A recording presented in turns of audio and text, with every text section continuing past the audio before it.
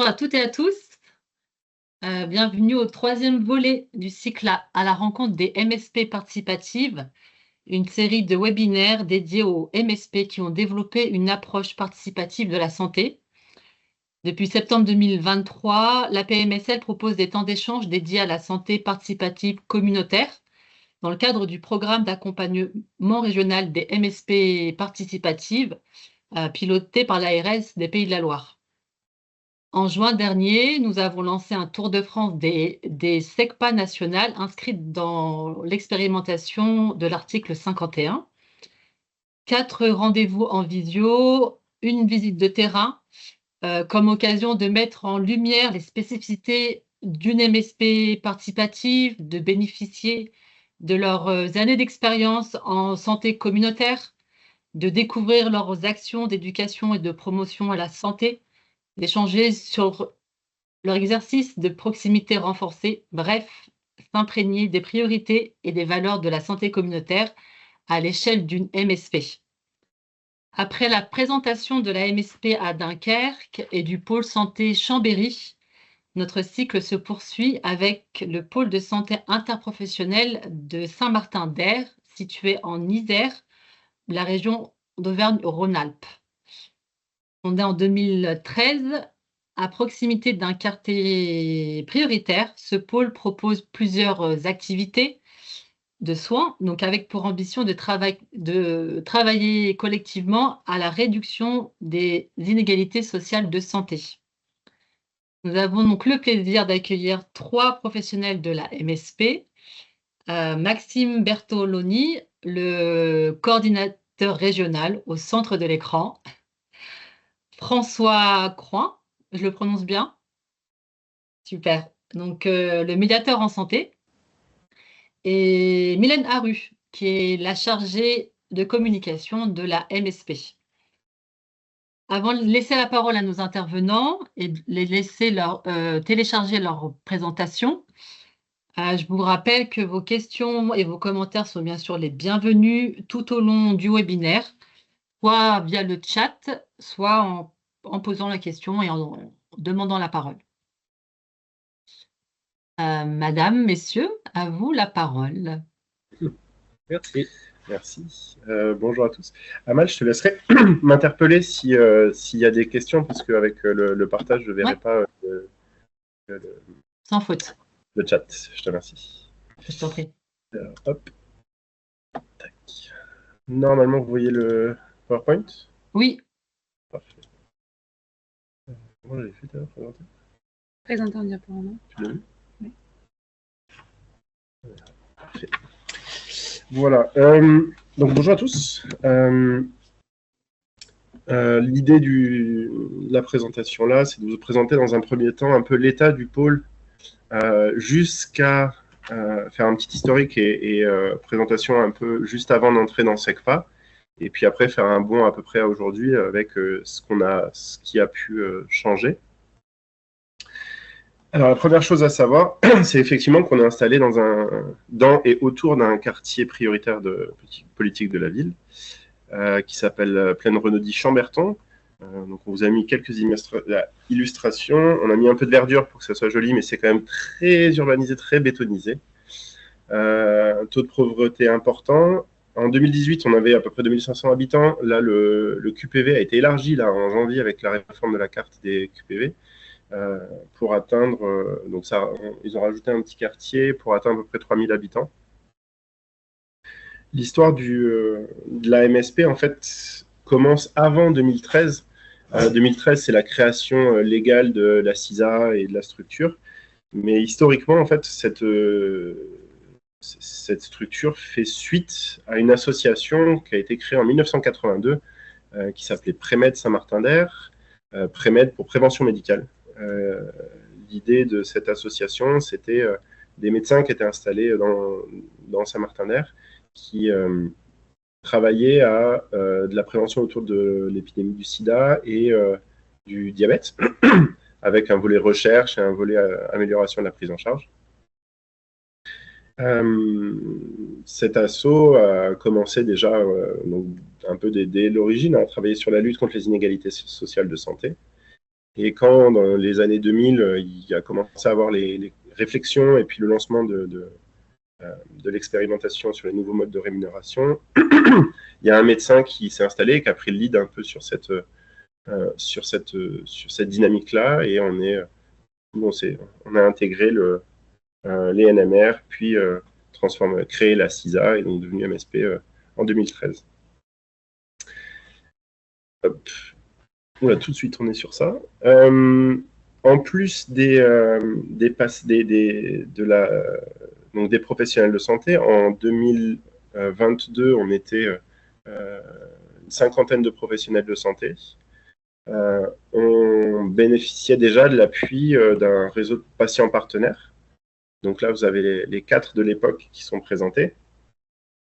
On avait déjà, et historiquement, l'ambition d'investir, de laisser de la place aux patients, à la fois dans notre gouvernance, c'est-à-dire qu'à l'époque de Prémed, il y avait un collège qui était dédié aux patients partenaires, qui avait droit de vote en Assemblée Générale et qui était membre du conseil d'administration.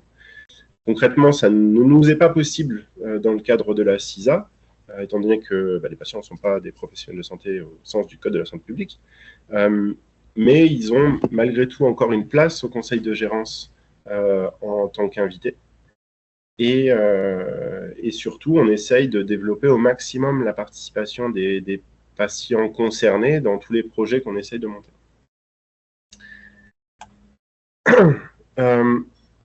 Là, oui, j'aurais peut-être dû expliciter. Les citations que vous voyez, donc qu'on a dès la première page sur ces structures participatives sont implantées dans les quartiers prioritaires, c'est des citations qu'on a retrouvées dans l'appel à projet SECPA, qui nous ont fait nous dire que concrètement, cet appel à projet, pour la première fois, parlait concrètement de tout ce qu'on faisait sans qu'on ait besoin de segmenter la somme de nos actions. Typiquement, donc on était effectivement installé dans un QPV, on travaillait, on construisait la structure avec les patients partenaires, et on avait et on a encore la vocation d'offrir un accompagnement médico-psychosocial global pour nos patients, avec, là, vous avez la somme un peu de toutes les professions avec lesquelles on travaille, que ce soit évidemment médecins, infirmiers, kinés, mais aussi des ergothérapeutes, des orthophonistes, des orthoptistes, des psychologues. En 2022 déjà, on avait embauché une psychologue à temps partiel dans le cadre de la mesure Ségur 31, la mesure 31 du Ségur. C'était pas le Ségur, la mesure 31. On a également un enseignant en littératie qui permettait de développer la littératie en santé des patients, des enseignants en activité physique adaptée, etc. L'objectif étant vraiment de travailler, alors déjà en interne, hein, tous ces acteurs-là sont des membres de la structure, mais ensuite également de développer un maximum de partenariats avec des acteurs locaux, que ce soit les maisons de quartier, la mairie, le CCAS, des associations d'intervention sociale, etc., les collèges, les lycées, les écoles. On avait cette volonté de travailler au maximum avec tous les interlocuteurs qui font sens dans le cadre d'une prise en charge globale. En plus de tous ces acteurs, on a différents projets qui nous permettent d'accompagner les patients de manière assez élargie. On a 2 programmes d'ETP, enfin presque 3 je dirais, programmes d'ETP qu'on porte dans la structure. On en a un autour du diabète, un autour de la BPCO, et un qui n'est pas vraiment un ETP, étant donné que ça ne concerne pas une maladie chronique, mais qui nous semble presque plus important, autour des douleurs chroniques. On a évidemment les RCP. On a un programme qui s'appelle Impact, qui, je ne vais pas m'étaler dessus parce que j'imagine que Chambéry en a parlé aussi. C'est un projet on s'est inspiré de leur projet Impact pour développer le nôtre, pour accompagner les patients dans des situations médico-sociales complexes. On a des projets de prévention de promotion de la santé, notamment un gros projet qu'on appelle Santé Jeune, où on intervient dans les crèches, les écoles maternelles primaires et les collèges de notre commune, avec une entrée écran, donc toute la question autour de la prévention sur l'usage des écrans, mais surtout avec des objectifs de développement des compétences psychosociales. On a également un café santé, qui est un espace qui est ouvert toutes les semaines, tous les jeudis après-midi, et qui est organisé et géré par les patients partenaires, qui reçoivent des patients, des habitants du quartier, pour parler de santé, mais pas que. C'est un espace de lien social qui nous permet d'avoir un contact direct et hors soins avec les patients. Grosso modo, tous les mois, ils organisent on a soutenu notamment par François, ils organisent un café santé à thème. L'idée, c'est qu'ils reviennent vers nous en nous signalant une thématique qu'ils aimeraient bien aborder, que ce soit la maladie d'Alzheimer, le sommeil, le diabète, l'activité physique adaptée. Enfin, c'est eux qui reviennent vers nous en disant il y a ce sujet-là qui a popé, on aimerait que vous trouviez quelqu'un pour en parler avec nous. Et l'idée, c'est que ça soit également un lieu où alors nous, on puisse aller chercher des personnes concernées quand on veut monter des projets, qu'on puisse aussi interpeller le café santé sur des questions qu'on peut se poser par rapport à des projets qu'on souhaiterait monter, par rapport à des difficultés du quartier ou dans lesquelles on pourrait avoir un rôle typiquement entre les retours des médiateurs qui travaillent sur l'accès aux soins et ce café santé. On réfléchit à la possibilité et à l'opérationnalisation d'une embauche d'un dentiste sur la MSP pour pouvoir offrir des soins, parce que chez nous, c'est très, très, très compliqué l'accès aux soins de dentiste. Donc, voilà, donc on a ce café santé, et puis après, on a des prises en charge, on appelle des prises en charge du PSIP, que j'ai développé là. En fait, on a un budget qu'on alloue alors à l'époque, en 2022, c'était sur nos ACI, pour prendre en charge des soins qui ne sont pas pris en charge par la Sécu. Donc là, on avait mis un peu tout ce qui était à l'époque pris en charge, l'ergothérapie, de l'hypnothérapie, des conseillères conjugales et familiales, des psychologues. Donc en 2022, on avait la mesure 31, mais on le faisait déjà en amont avec des psychologues libérales, membres du pôle, des prises en charge diététiques et aussi des cours d'activité physique adaptée, alors en collective uniquement.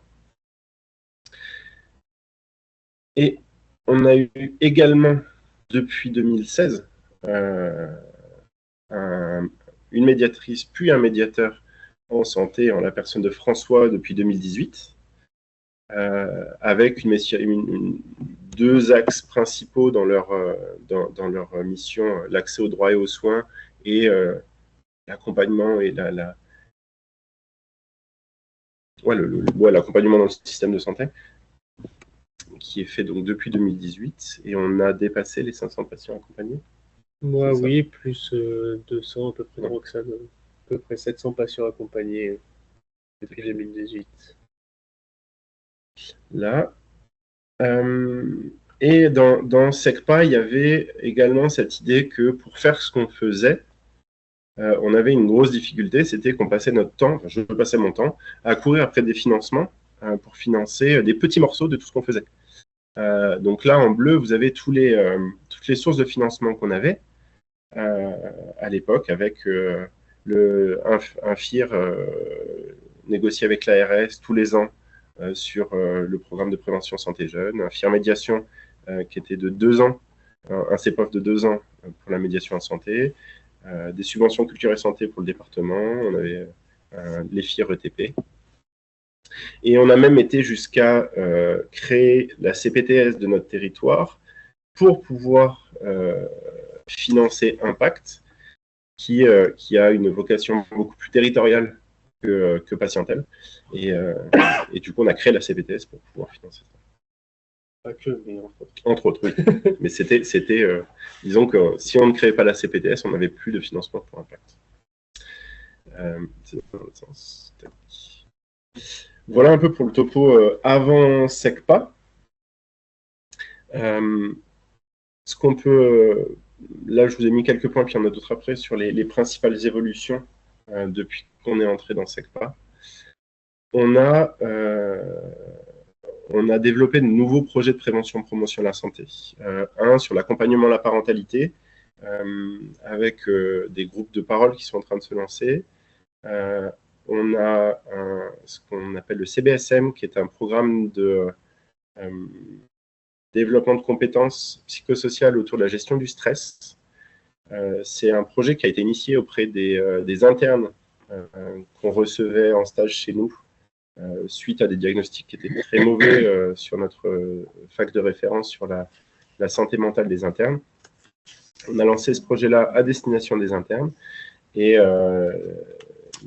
une fois que notre chargé de prévention et promotion de la santé revient de congé mat, le projet, c'est de le déployer pour les patients également. On a un programme de sevrage tabagique qui a démarré en début d'année.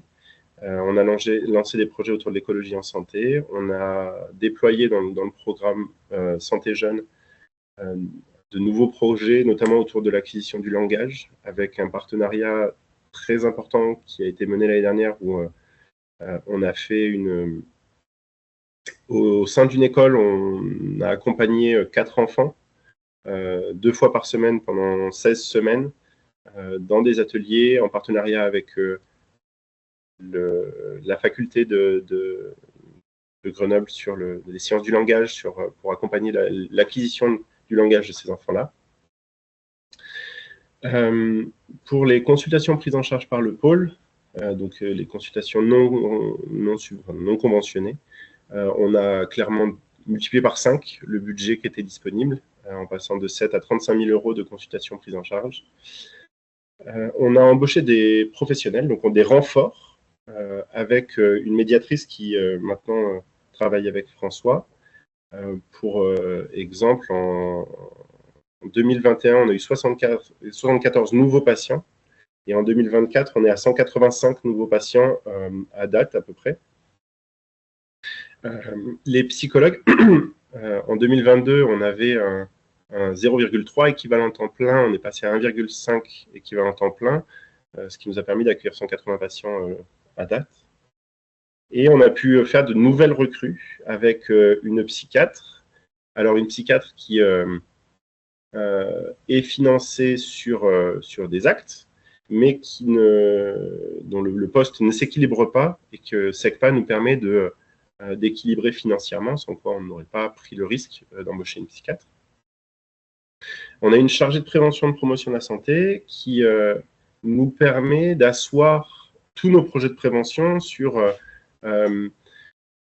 des théories de changement du comportement, par exemple, d'asseoir d'un point de vue un peu scientifique tout ce qu'on fait en termes de prévention et de promotion de la santé, que ce soit sur la construction des projets, mais aussi sur leur évaluation et leur évolution.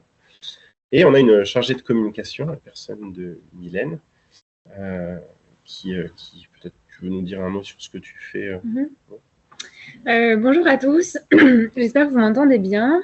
Donc moi, je suis arrivée il y a plusieurs mois au PSIP en tant que chargée de communication. Pardon. Et du coup, ma mission, je dirais qu'elle s'établit en 4 grands pôles. Donc la première, c'est d'abord la valorisation de l'image du pôle de santé. Donc ça passe par donner de la visibilité au PSIP auprès des patients, des partenaires et des institutions, mais aussi mettre en avant nos réussites, nos projets. Pourquoi ? Pour attirer des professionnels de santé, d'éventuels financeurs et partenaires. Donc ça, c'est une partie très importante de mon travail au quotidien. C'est aussi faciliter les échanges autant en interne qu'en externe. En interne auprès des différents professionnels de santé. Aujourd'hui, il y a plus de 80 professionnels de santé, si je ne me trompe pas, chez nous au PSIP. C'est pour qu'il y ait une circulation fluide des informations et qu'ils puissent exercer leur métier encore mieux et s'impliquer dans les projets qu'on essaye de faire vivre au quotidien. Et ensuite, c'est aussi faciliter les échanges avec les patients pour rendre nos services accessibles et compréhensibles. Le troisième pôle, je dirais que c'est soutenir la prévention et l'éducation en santé. Donc là, ça passe par la conception de supports pour sensibiliser et accompagner vraiment les patients dans ces projets. Et aussi créer des campagnes de sensibilisation. Je pense notamment, très récemment, on a mis en place une campagne de sevrage tabagique. On a décidé de faire une campagne coup de poing au mois de novembre pour le mois sans tabac. Et on s'aperçoit vraiment au niveau des chiffres que c'est une campagne qui est utile, puisqu'on avait commencé cette campagne au mois de février, que de février à octobre, on avait eu à peu près une trentaine de patients. Et là, en 20 jours à peine de lancement de cette campagne, on a quand même 6 à 9 personnes qui se sont engagées dans le sevrage tabagique. Donc, pour nous, c'est très encourageant et ça nous montre en quoi la communication est très utile. Et enfin, je dirais que c'est aussi gérer les relations des partenaires et des institutions. Donc là, ça rejoint un petit peu le fait de gagner en visibilité, mais ça va passer par les réseaux sociaux, les relations presse et l'événementiel, notamment en ce moment où on essaye de plus en plus d'attirer les institutions au sujet de la fin de l'expérimentation SECPA, du fait qu'on veut savoir ce qui va devenir des maisons de santé, etc. Donc, c'est vraiment à travers la communication qu'on essaye de gagner en visibilité et de montrer en quoi on est utile et en quoi on a besoin de continuer à vivre et d'en savoir plus sur notre avenir. Voilà, je ne sais pas si tu veux ajouter. J'avais une question, Mylène, justement par rapport à ce 4e point, en fait, sur les relations donc, avec les institutions. Comment ça se passe, vous, de votre côté, donc avec la mairie, par exemple? Donc, est-ce que c'est un soutien pour vous? On aimerait bien. Typiquement, là, on a comme projet très prochainement, parce qu'on a la chance d'avoir un maire qui est très sensible à ces questions de santé et d'accès aux soins. Et on a pour but, dans les toutes prochaines semaines, vraiment de le contacter directement pour voir s'il peut être un appui pour nous, parce que je crois qu'il fait partie d'un collectif, collectif des maires. Alors, on n'a plus le terme, mais il fait partie d'un collectif de maires en France qui se réunissent, je crois, de façon trimestrielle et qui parlent de certaines questions qui ne concernent pas forcément la santé. Mais par exemple, sur ce point-là, le but, ça va être de le contacter très prochainement, de lui faire part de nos inquiétudes et qu'il puisse faire remonter au niveau un peu plus haut politique nos questions à ce sujet. On a vraiment envie d'attirer l'attention des politiques et ça passe beaucoup par les relations presse ces derniers temps. Sur la question de la relation avec la ville, on a la chance à Saint-Martin-d'Hères d'avoir un service communal d'hygiène santé et une mairie qui s'implique dans des missions qui ne sont pas obligatoires pour une municipalité. Et donc on travaille quasi quotidiennement avec la mairie sur ces questions-là. Ils font beaucoup de prévention dans les écoles, donc on essaye aussi de se matcher, entre guillemets, pour que ça soit pertinent, nos interventions les uns aux autres. On travaille évidemment sur toutes les questions d'accès aux soins et d'accès aux droits. Ils ont aussi bien repéré nos médiateurs. Donc, on travaille, disons qu'on a un bon partenariat avec le service d'hygiène santé. Et là, ce qu'on essaie de déployer, ce vers quoi on veut aller, c'est vraiment voilà, un soutien plus institutionnel, général, de la mairie qui pourrait nous aider en ces périodes d'inconnu autour de SECPA. Et justement, il y a une question de Marie. Est-ce que vous pouvez donner vos impressions sur ce décalage de l'entrée de SECPA dans le droit commun? Le fait que voilà, c'est repoussé presque tous les trimestres. Vous pensez quoi?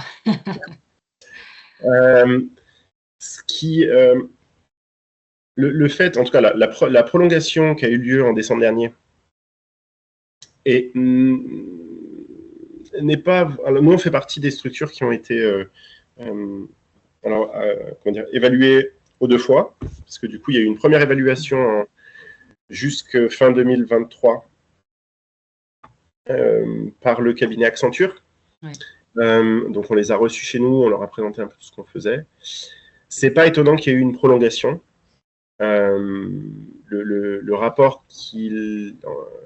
qu'elles ont produit parlait plus de l'action qu'on menait et peu du modèle économique qui était envisagé. Alors que le cœur de l'expérimentation SECPA, c'est de définir un modèle économique. À aucun moment, il a été question d'évaluer ce qu'on fait dans le sens de à quel point c'est bon pour la patientèle, pour les patients, pour un territoire. Même si ce serait hyper pertinent, et même si nous, on va vouloir porter des projets en termes de recherche sur la question, l'expérimentation et donc l'évaluation qui était attendue était vraiment sur la question du modèle économique. Et cette première évaluation n'y a vraiment que partiellement répondu, avec quelques idées, et surtout sur des points de il faut que ça soit assuré dans le temps, il faut imaginer quelque chose à pallier, par exemple. Ils avaient comme ça des conseils, mais il n'y a pas eu de proposition d'un modèle clair, alors que c'est ce qui était attendu. Donc, ce n'est pas complètement étonnant que cette première prolongation.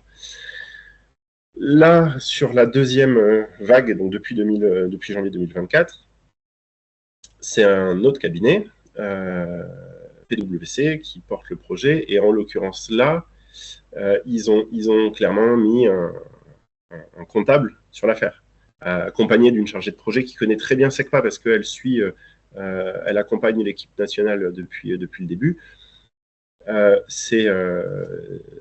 On est très impatient d'avoir les résultats, mais je ne doute pas que cette évaluation-là aura correspondra mieux à la demande. Donc, notre ressenti, c'est que c'est bien dommage, mais que ce n'était pas étonnant. Donc maintenant, on attend là les toutes prochaines jours, semaines, le retour de l'évaluation et les propositions qu'elles vont faire. J'ai eu un échange en septembre dernier où on disait que ça avançait bien et qu'a priori elles étaient dans les délais. Le planning, c'est théoriquement en décembre, on fait un point avec l'équipe nationale pour présentation du retour de l'évaluation, pour une présentation ensuite par l'équipe nationale aux différentes instances qui vont ensuite définir quelle suite à donner à SECPA. Donc, il faut patienter encore un petit peu et se dire qu'au mois de janvier 2025, on aura peut-être une directive un peu plus claire. Théoriquement, oui. Ouais. Après, on n'est pas à l'abri d'un coup de Trafalgar. Alors, théoriquement, la fin de l'expérimentation, c'est le 31 avril. Vous n'êtes pas sans savoir l'instabilité politique dans laquelle nous vivons. Si il était décidé de créer un SAS à l'issue du 31 avril pour permettre le passage au droit commun, et que dans ce travail de passage au droit commun, il y a quand ils renvoient tous les députés chez eux, une dissolution du Parlement, on pourrait encore se prendre 6 à 8 mois dans le temps, et en fait qu'il n'y ait personne derrière qui reporte le projet.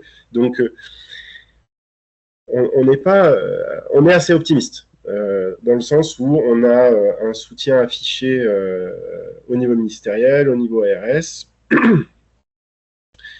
Donc, on ne conçoit pas que tout s'arrête. Ouais. Mais si on est purement objectif et cynique, c'est pas impossible. Ok. Ah oui, j'avais encore 2 évolutions, et puis après j'avais un peu les perspectives, parce que malgré tout, l'expérience a été très courte, donc on a aussi d'autres projets en cours. Dans les principales évolutions, il y a le local où on est. Parce que du coup, tous ces recrutements qu'on a mentionnés, ça fait des gens faut trouver des bureaux. Et du coup, on a pu déménager avec le soutien d'un bailleur social. Et donc ça nous a pris du temps. On a emménagé ici en novembre 2023. Donc l'expérimentation avait commencé depuis un bon moment. Et clairement, ce local, et notamment la pièce où on est là, où se fait désormais le café santé, ça nous a fait passer un cap parce qu'on est beaucoup plus visible, on est au cœur du quartier, alors que jusque-là, cet espace-là, on était au début, on était au premier étage, avec peu de visibilité, puis au fin fond, dans un coin du quartier, à côté d'un tunnel, on n'était pas hyper accessible, pas très visible. Là, on est au cœur, on est beaucoup plus visible, et ça se voit sur les orientations pour les médiateurs, sur la participation au Café Santé. Et dans ces nouveaux locaux, donc est-ce que vous avez, je suppose, des salles de réunion, des salles d'atelier, et puis un accueil aussi particulier, je suppose, pour les patients? C'est ça. Est-ce que vous On en n'a dites pas, plus? on n'a pas du tout de soins dans ce local-là. Là, c'est vraiment le côté. Ah, c'est en plus. Ok. Ouais, c'est en plus. C'est vraiment le D'accord. côté, entre guillemets, pure maison de santé, entre guillemets, sans les soignants, qui, eux, sont de toute façon, on est une structure en multisite. J'aurais peut-être dû le D'accord. mentionner. Ouais. On est une structure multisite, donc on n'a pas de professionnels de santé là. On en a juste à côté, tout autour, certains plus éloignés. Mais ici, les seuls qui reçoivent des patients, c'est les médiateurs et le Café Santé. Et puis des patients partenaires qui peuvent recevoir aussi. Donc voilà, donc ce local a été une bouffée d'air pour le fonctionnement. Oui, on a 2 salles de réunion. Ah oui, c'est ça. On a effectivement celle-ci où on est, qui est une salle de 30 mètres carrés, grosso modo, où ont lieu les cafés santé, mais on a aussi l'activité physique adaptée qui a lieu ici. On a des ateliers de TP, dans Impact, on a de la méditation, etc. On a pas mal d'ateliers qui se passent ici. Et puis après, on a au fond une salle de réunion qui est beaucoup plus... elle est grande pour une salle de réunion, mais c'est pas aussi grand qu'ici. On ne peut pas faire d'atelier debout, elle est beaucoup moins modulable. Dans les perspectives, on Et a ce des... local, pardon, Vas-y. je te coupe, parce qu'il y a une question sur la surface totale de ce local. Le local fait 200 mètres carrés, sachant que on le partage avec la CPTS, qu'on a créé en 2020, où moi je partage mon bureau avec le directeur de la CPTS, et ils ont un bureau dédié. Sinon, nous on a 3 bureaux et demi. Donc oui, donc dans les perspectives, là il y a une question qui nous taraude et qu'on essaye de creuser sur comment on fait pour officiellement intégrer les patients dans notre gouvernance. Ce statut de membre invité est un peu frustrant pour nous. On aimerait voir comment on peut les intégrer concrètement, réellement, à la gouvernance. Dans le développement de la qualité de la prise en charge, on pense à mettre en place un patient traceur et du coup de se lancer dans l'amélioration de nos pratiques à travers le patient traceur. On trouve que ça correspond complètement à ce qu'on fait sur le versant organisationnel. C'est-à-dire que là, tous les projets qu'on essaye de monter, d'organisation des soins, de prévention, on le fait avec des patients, en se basant sur leurs besoins, sur leurs attentes et leurs contraintes. Typiquement, quand on essaye de lancer un projet, on envoie des questionnaires à tous nos patients, on les garde en cabinet, on a même parfois des actions où l'équipe se déplace dans les cabinets, dans les salles d'attente pour essayer de récolter des réponses aux questionnaires, à partir desquelles on construit un projet. Et jusqu'à maintenant, l'évaluation se faisait, on pouvait avoir des entretiens quali ou des questionnaires, etc., beaucoup sur les projets, où on construisait donc on évaluait aussi à partir de la parole des patients, mais on n'avait pas d'outils pour le faire concrètement dans le cadre de la prise en charge. Et donc là, notre souhait pour 2025, c'est de pouvoir mettre en place un patient traceur. Donc c'est une méthode qui est inspirée de ce qui peut se faire à l'hôpital, en intégrant nos particularités, nous, de MSP, de soins ambulatoires, où c'est pas possible d'avoir une cohorte de 5 patients qui ont exactement la même pathologie, les mêmes recommandations, les mêmes, etc. Donc l'idée là, c'est vraiment d'avoir quelque chose de beaucoup plus adapté à notre exercice. Et l'autre point d'orgue pour l'année prochaine, c'est les projets de recherche. On a une convention universitaire avec la fac qui nous donne des missions de formation, d'accueil de stagiaires et de recherche. Convention qui ne donne aucun financement. Donc, on essaye là on a répondu à un appel à projet là, pour se lancer dans un programme de recherche, d'évaluation de toutes nos actions, donc de vraiment la santé participative telle qu'on la met en place, de savoir concrètement quels sont les impacts pour les patients. Voilà un peu tout ce qu'on avait à présenter. Merci beaucoup. Est-ce que vous pouvez juste nous présenter en fait rapidement l'équipe? Donc j'ai cru comprendre qu'il y avait 80 professionnels de santé ou 80 professionnels en tout, de nous dire un petit peu les spécialités de ces professionnels de santé. Et puis sur l'équipe de professionnels d'appui, donc on a compris donc qu'il y avait 2 médiateurs, il y avait vous. Enfin, toi, la chargée de communication. Donc, est-ce qu'il y a d'autres professionnels qui sont là pour appuyer les professionnels de soins? Donc, l'équipe, on a 54 associés de la CISA. Ok. Dans la CISA, on a une petite vingtaine de médecins, une quinzaine de kinés, une douzaine d'infirmières. On a ensuite en profession des pharmaciens, une orthophoniste, des orthoptistes. Une ergothérapeute, 2 ergothérapeutes, une diététicienne, pour vraiment les associés de la CISA. Et après, dans tous ceux qui gravitent autour et avec lesquels on travaille, mais qui ne peuvent pas intégrer la structure, on a des enseignants en activité physique adaptée, des psychologues libérales, une hypnothérapeute, oui, des conseillères conjugales et familiales qui travaillent dans les cabinets avec nos professionnels de santé, des infirmières azalées évidemment, assistants médicaux. Et voilà un peu. Donc oui, grosso modo, tout cet ensemble-là, ça correspond à 80 personnes. D'accord. Cela s'ajoute en salarié, donc une psychiatre à temps plein, 4 psychologues qui se partagent à 1,5 équivalent temps plein. Et donc les 2 médiateurs, François et Roxane. Et après, en fonction, en équipe projet, pour tous les projets de prévention, de prévention, promotion de la santé, coordination des soins, etc.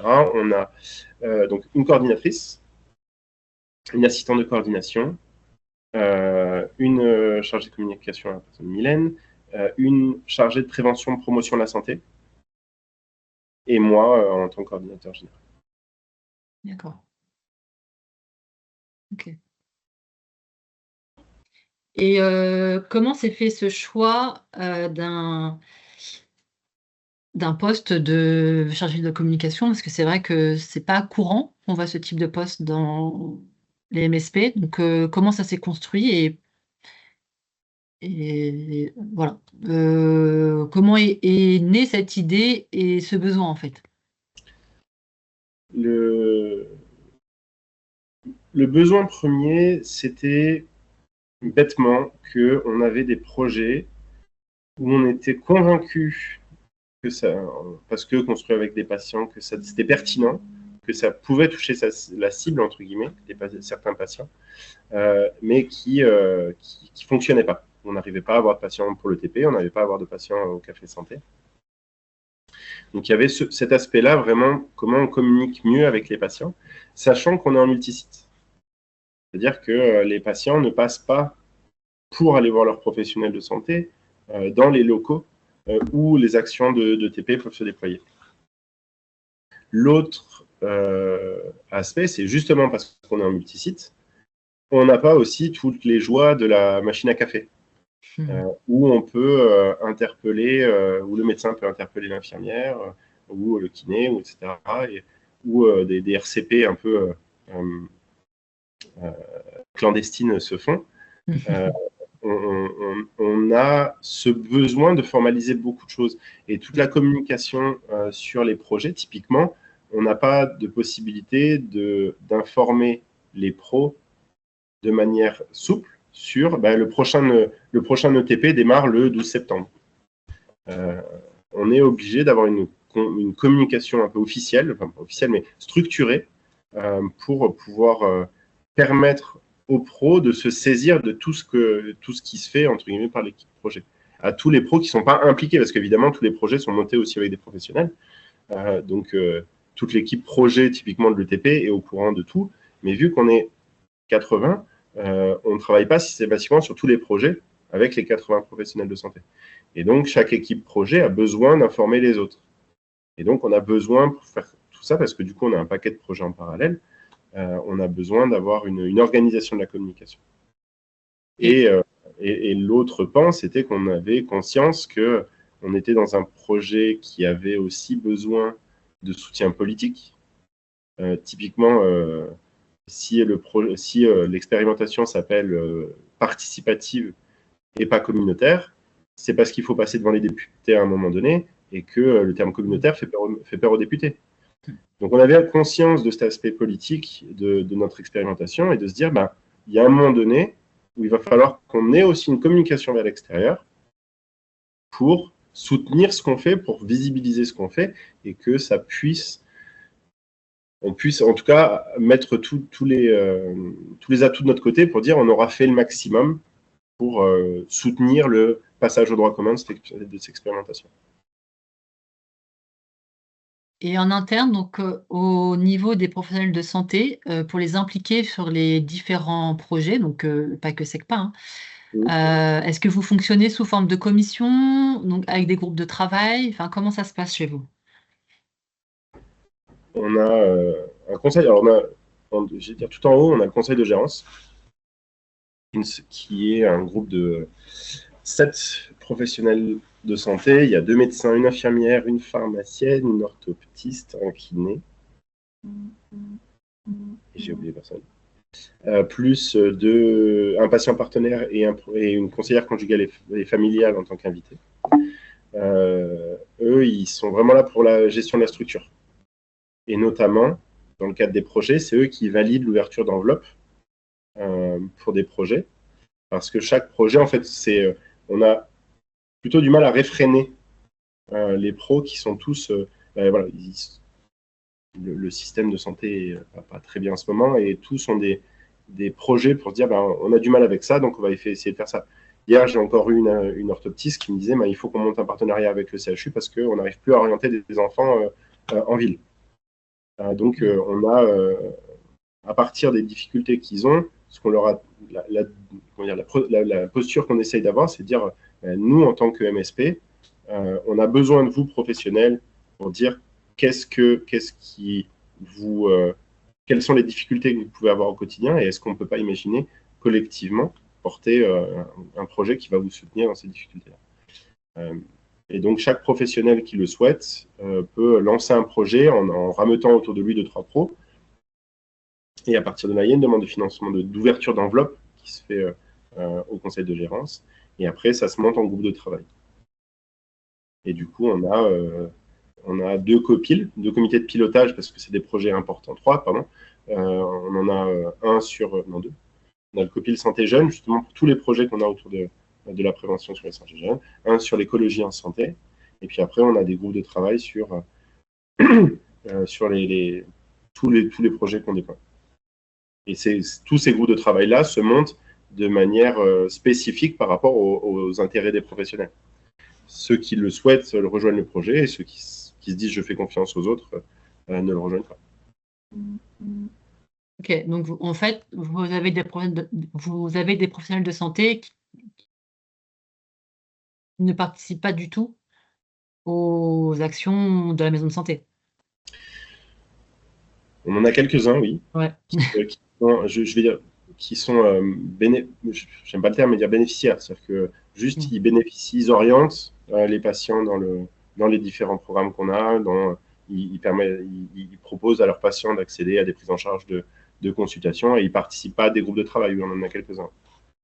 Ok. Mais c'est vrai qu'ils sont plus, pour la majorité, enfin pas pour la majorité, mais pour beaucoup, ils sont plus il y a une forte dynamique des professionnels de santé. Ils sont très impliqués et on a des gros groupes de travail. Les copiles, c'est plus de 20 personnes à chaque fois. Et pour la communication en interne, Mylène, vous utilisez quel type de support? Est-ce que vous faites des lettres d'information? Est-ce que vous avez d'autres Ça va outils? Ça va être beaucoup des newsletters en fait. On a une newsletter mensuelle qui vient ramener à la une vraiment tous les projets qui sont en cours, tous les événements en fait qui nous semblent très importants de communiquer. Ensuite, une fois par mois, on a une plénière avec à chaque fois on a 50 personnes à peu près, 50 participants pro de santé. Moi, quelques jours après cette plénière, pour les personnes qui ne sont pas venues, j'envoie également une newsletter. On a d'autres newsletters qui arrivent de façon plus, comment dire, pardon Okay. Ponctuelle, merci, je ne trouvais pas le mot. Pour les informations de dernière minute, c'est vraiment comme ça qu'on communique principalement. Par mail, principalement. Voilà, Okay. exactement. Okay. On a aussi de l'affichage qu'on met dans les cabinets, des flyers qu'on produit et qui sont plus à destination des patients. Là, en l'occurrence. Tout à fait. D'accord. Et concernant les patients, justement, pour communiquer donc, envers eux, donc vous avez de l'affichage. Est-ce que vous avez d'autres? Donc, j'ai vu que vous avez un site qui est plutôt bien fait, enfin, très simple. Est-ce qu'il y a d'autres? Non, dans le bon sens du terme, hein. C'est que les informations sont claires. Donc, est-ce qu'il y a d'autres supports sur lesquels vous travaillez? Alors, le site, il n'est pas à jour malheureusement, mais on travaille sur une restructuration pour 2025 et pour nous, ça va être un très gros travail parce qu'on est persuadé que le site internet peut être une très belle vitrine du PSIP. Donc, ça va être un de nos prochains projets principaux en 2025.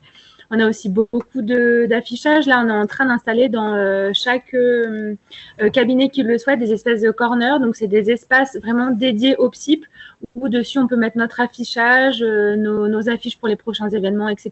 Donc, ça, c'est quelque chose qui nous tient à cœur et qu'on essaye un peu de démocratiser et d'unifier un petit peu la communication au sein de tous les cabinet. On va aussi, par rapport au café santé dont Maxime vous a parlé précédemment, on a mis en place une newsletter pour les personnes qui n'ont pas d'ordinateur et ne peuvent pas ouvrir les mails. On va essayer de les toucher autrement par des SMS. On essaye vraiment de s'adapter à notre public, de faire une communication claire parce qu'on n'a pas toujours des personnes qui parlent français, qui savent le lire très bien. Donc, c'est vraiment un vrai travail d'adaptation aussi par rapport à notre cible, de faire des supports qui sont adaptés, clairs, lisibles et simples et qui vont droit à l'essentiel. Ok, merci. Je ne sais pas si vous voyez d'autres supports externes. SMS, mailing, affichage. Et site internet à venir. Après, quand on fait un café santé à thème ou des événements particuliers, on fait des articles dans la presse. Oui, aussi. D'accord. Ok. Alors, question RH, lorsque vous recrutez des professionnels, est-ce que vous passez plutôt par des contrats en CDD ou en CDI? CDI, on est structurellement en lutte contre les inégalités sociales. Donc le CDI est une logique dans laquelle on s'inscrit systématiquement. Okay. Sauf dans le cadre de remplacement. Hein. Là, on a un remplacement de congé mater, juste comme ça. On reste sur des contrats de remplacement, mais on privilégie les CDI pour question de qualité de vie au travail et de sécurisation des postes. Et le parallèle par rapport à SECPA, parce que donc on sait que c'est une expérimentation qui devait durer 36, finalement c'est 48 mois, donc ça veut dire sur un temps donné. Le fait de se lancer dans des CDI, vous, est-ce que ça vous a pas freiné, sachant que vous ne saviez pas comment ça allait se passer dans 1 an, 2 ans, voilà, c'était incertain en fait. concrètement, embaucher en CDD, ça coûte plus cher. Ok. Il y a des précarités qui tombent. Donc, ça n'a pas de... Pour nous, l'intérêt du CDD, c'est effectivement qu'il y a un terme, sauf que ça coûte plus cher. Si jamais il se trouve que SECPA, dans le passage au droit commun, il y a une réduction drastique des financements, et ben, si on a réellement besoin, on mettra un terme au contrat dans le cadre d'une procédure économique. D'accord. Donc,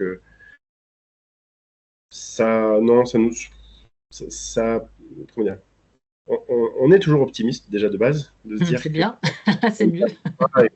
et que ça va se pérenniser et qu'on n'aura pas besoin d'en arriver à là. Mais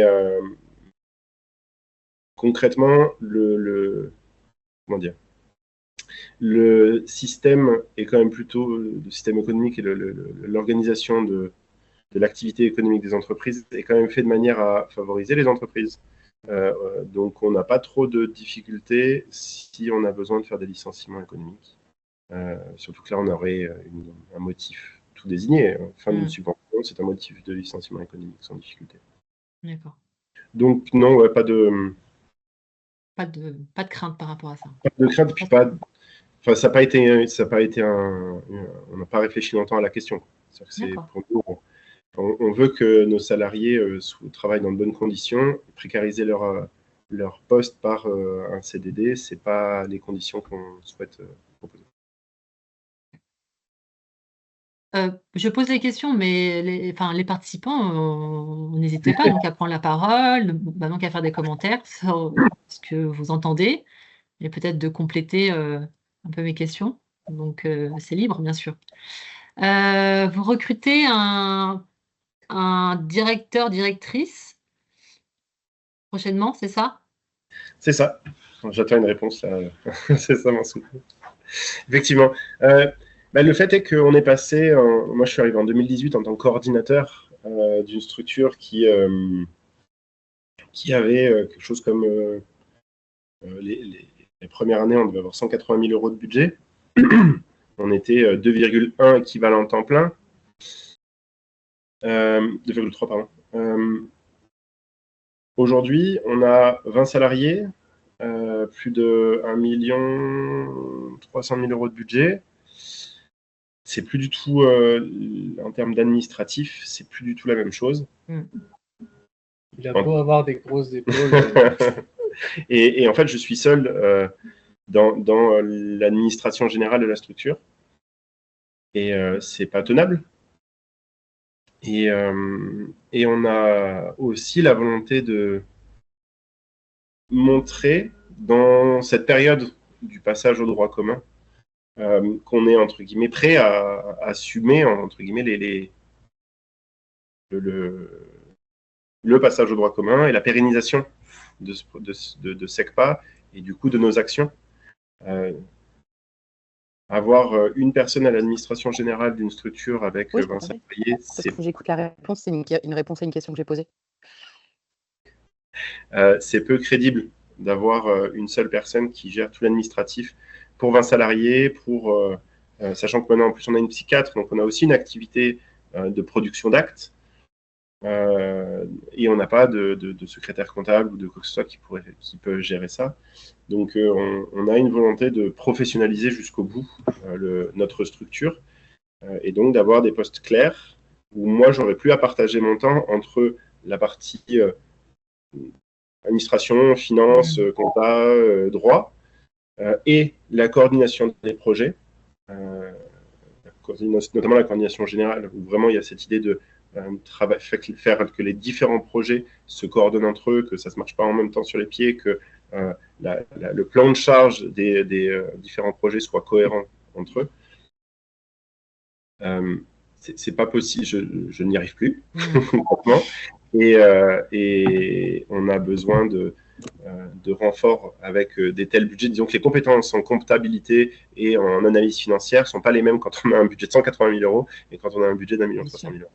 Et donc, on cherche quelqu'un qui, justement, pourra arriver à renforcer ces questions-là et nous permet d'avoir une vraie analyse stratégique, j'allais dire, des questions budgétaires et financières. Merci.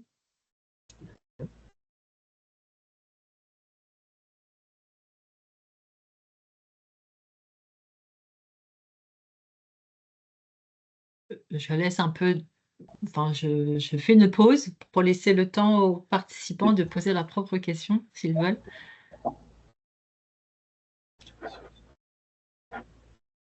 Marie-Ange Lecomte. Oui, au début de votre exposé, vous avez parlé de postes d'enseignants en littératie ou d'enseignants en médiation. J'aimerais bien savoir quel est le contenu. Oui, il a quitté la structure. On avait un enseignant en littératie en santé. En fait, on avait un atelier hebdomadaire de 2 heures pour les patients qui étaient en difficulté avec la langue. Alors, l'idée, c'était pas de faire un atelier de français langue étrangère. C'était d'avoir un vrai atelier autour de la santé, typiquement les patients qui parlent un peu français mais qui ont du mal avec le vocabulaire de la santé, que ça soit parce qu'ils ont une pathologie ou parce qu'ils sont confrontés au système hospitalier ou à la CEPAM, etc.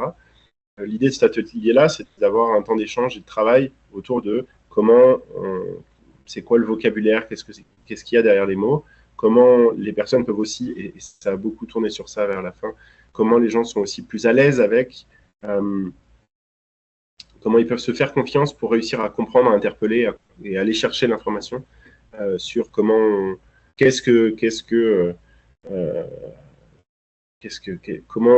peut interpeller un professionnel de santé, typiquement, quand on ne comprend pas ce qu'il nous dit, comment on peut lui demander d'éclaircir, de chercher à rendre intelligible quand il nous parle de son carcinome, par exemple, quand on n'a pas le vocabulaire. Voilà. Donc, c'était tout cet aspect-là. Et on a été obligé d'arrêter ça parce que en gros, ça se transformait trop justement en cours de français langue étrangère. Et que notre objectif n'était pas de faire concurrence à ce qui existe sur le territoire. Et enseignant en médiation? En méditation. C'était de la méditation. Ah, en méditation. Oui. Ouais, okay. on a des ateliers de méditation, de relaxation pour les patients. J'avais une autre question qui était, quand vous parliez de l'évolution de SECPA, dans cette période de prolongation, il était prévu de mémoire qu'il y ait des interactions avec les autres expérimentations proches des SECPA. Nous, on mène l'expérimentation PASSIA, on n'a pas été sollicité. Est-ce que vous avez eu des temps d'échange avec d'autres expérimentations proches de SECPA? À ma connaissance. D'accord. Merci. Et pourtant, on est preneur. Hein. Nous, on voit très bien des liens qu'il peut y avoir typiquement entre SECPA et Équilibre, qui est un autre article 51 qui permet la rémunération des infirmières au temps passé auprès des patients plutôt qu'à l'acte. Pour nous, ce serait hyper cohérent de faire les deux, d'avoir vraiment une organisation qui sorte un peu de l'acte pour aller vers autre chose. On a même un de nos kinés qui a porté un projet de nouvel article 51 pour faire un équilibre kiné, qui n'a malheureusement pas été retenu. Mais on aimerait pouvoir faire des ponts entre plusieurs expérimentations 51. Okay. Une question à l'attention de François concernant son poste de médiation en santé. Est-ce que ce sont les patients qui viennent à ta rencontre directement ou est-ce que ce sont plutôt les professionnels de santé qui t'orientent les patients? Alors les deux, au début, c'était surtout parce que j'ai fait de l'aller vers, mais vers les professionnels de santé. D'abord au sein du PSIP, après avec tous les partenaires du territoire. Donc au début, ça venait surtout des professionnels. Et maintenant, vu qu'on est bien repéré, bien visible, bien connu de tout le monde, ça vient soit des professionnels, soit des patients eux-mêmes, le bouche à oreille. Il n'y a plus un seul canal, il y a plusieurs canaux maintenant d'orientation. Et ça t'arrive d'être présent lors des consultations ou pas? Oui, ça arrive. Ouais, je fais aussi partie. Il y a souvent dans les RCP, dans les consultes, ouais, tout à fait. Et vous travaillez donc avec quels professionnels sociaux donc j'ai bien entendu, donc avec la conseillère en éducation, en sociale et familiale, c'est ça? Donc, est-ce qu'il y a d'autres professionnels sociaux donc, avec lesquels vous travaillez? Moi, en tant que médiateur, Oui, et puis même l'équipe. oui, bah, moi, avec tous les professionnels, tous les travailleurs sociaux un peu du territoire, hein, plus particulièrement les assistantes sociales de la CARSAT, qui font un gros travail sur tout ce qui va être arrêt de travail, invalidité. On fait beaucoup de ponts avec elles, avec les assistantes sociales de secteur, évidemment, parce elles croulent sous les dossiers, sous les demandes, donc on essaye de les soulager au mieux. Avec les assistantes sociales du CCAS, évidemment aussi, avec qui on a de très très bons liens. Et puis après, avec tout autre travailleur social qui nous sollicite ou qu'on sollicite. On fait beaucoup d'orientation aussi en médiation, hein. Dès que ça dépasse un peu notre cadre, on va essayer de réorienter au mieux. Donc le partenariat est primordial dans ces situations-là. Ouais. Et est-ce que tu as dû faire une formation donc, avant d'occuper ce poste ou est-ce que c'est plutôt, sur le terrain que tu as forgé tes armes? Ouais, j'ai tout appris sur le terrain. Ouais. En 2018, il n'y avait pas de formation. C'est vrai. Ouais. Il n'y avait pas encore de vraie formation. Après, j'ai fait plein de petites formations pour acquérir des outils et des connaissances. Mais tout s'est fait. Je venais pas du tout du social à la base, hein. Moi, j'étais chauffeur-livreur, donc c'est pour vous dire D'accord. d'où je pars. Ouais. Donc, tout appris sur le terrain et j'en apprends encore tous les jours. Ah ouais, j'imagine. Ok. Et vous êtes deux, en fait, à faire de la médiation en santé, c'est ça? Tout à fait. On Parce a que trop de demandes et donc il y a besoin de. Ouais, tout à fait. Maintenant, c'est vrai que si SECPA se termine et qu'il y en a un ou deux qui doit partir, C'est ça va être l'autre? très compliqué à gérer. Bah, je pense que si malheureusement ça se produit et qu'il y en a un ou deux qui partent, les deux partiront parce qu'on pourra pas, je pourrais pas assumer ou Roxane ne pourra pas assumer seule. Ouais. Et puis, on a aussi l'intérêt d'avoir une femme médiatrice. On est en train de développer, elle, sa compétence sur toutes les questions de violence intrafamiliale. Parce que parler à une femme dans cette situation, c'est plus facile. On a déjà eu le cas où, parce que c'était elle, parce que la professionnelle de santé a réussi à orienter une patiente vers Roxane pour que Roxane puisse s'accompagner vers des associations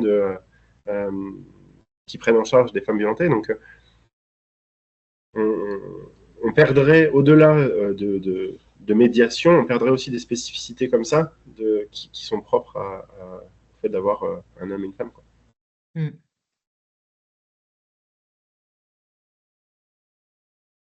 On a aussi avec SECPA la chance d'avoir accès à l'interprétariat. Ah oui, Oui, Ça soit pour c'était les ma question, oui. mais pour nous aussi en tant que médiateur, d'avoir soit par téléphone via une convention avec ISM Quorum, soit directement on a une interprète physique qui se déplace aussi pour venir nous soutenir et faire le lien. Est-ce que tous les professionnels de santé peuvent bénéficier de l'interprétariat? sans exception. Ouais. Ouais. Ok. Il y a une enveloppe dédiée. Concernant l'accueil des patients vulnérables, est-ce que vous avez mis en place un protocole ou une procédure donc, en interne ou pas? On n'a pas encore formalisé. On est en train de, on souhaiterait. Je ne sais pas si on vous a parlé déjà du protocole porcelaine. Nous, lors d'une formation, mais Ouais. pas de manière générale.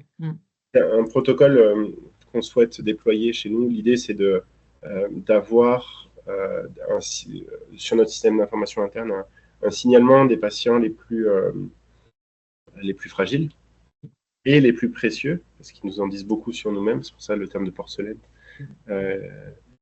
L'idée, c'est de s'assurer que ces patients-là, on soit en capacité de répondre à leurs besoins spécifiques liés à l'accueil, liés à leur prise en charge.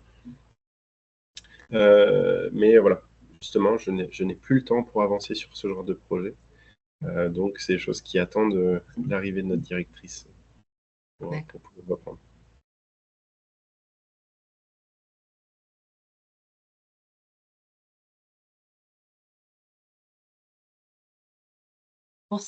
pour SECPA, enfin, depuis le début de l'expérimentation en 2022, comment ça s'est passé chez vous? Donc, est-ce que vous avez mis en place un copil qui était en charge de ce dispositif, ou est-ce que c'était toi, Maxime, qui a pris ça Alors, pour la réponse à l'appel à projet, on a monté un copil, ouais, avec Ok. on était une petite vingtaine de professionnels de santé et on a répondu à l'appel à projet de manière le plus collégiale possible.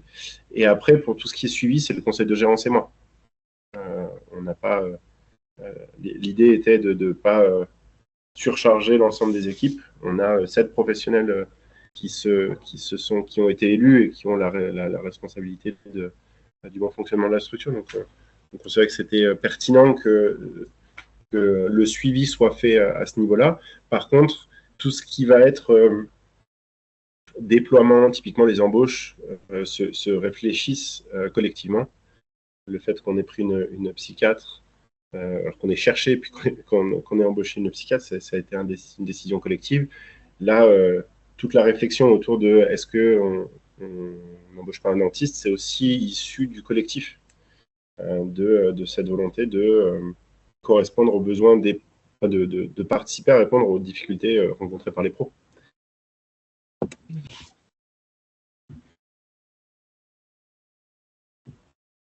Une question sur le SIP, le système d'information partagé. Déjà, est-ce que c'est bien utilisé au sein de votre structure? Est-ce que les professionnels d'appui ont accès aussi au SIP, ou est-ce que c'est que réservé aux professionnels de santé?